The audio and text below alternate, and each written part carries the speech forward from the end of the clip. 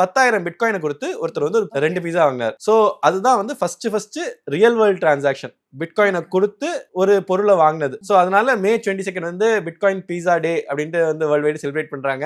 கிட்டத்தட்ட வந்து இன்னைக்கு அந்த 10,000 பிட்காயினோட மதிப்பு வந்து இப்போ ஒரு பிட்காயின் வந்து 100,000 ரைட், 1 பில்லியன். ஆமா, 1.1 பில்லியன், கிட்டத்தட்ட வந்து 9,000 கோடி. அந்த பிட்காயின் வந்து அவர் அப்படியே வச்சிருந்தாருன்னா இன்னைக்கு அதோட மதிப்பு வந்து 9,000 கோடி.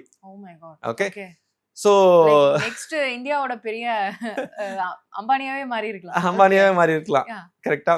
So that is the thing about Bitcoin. Okay. So crypto கரன்சிங்கிறது, ஸோ பிட்காயின் வந்து இந்த மாதிரியான ஒரு விஷயம் கிரியேட் பண்ணிடுச்சு.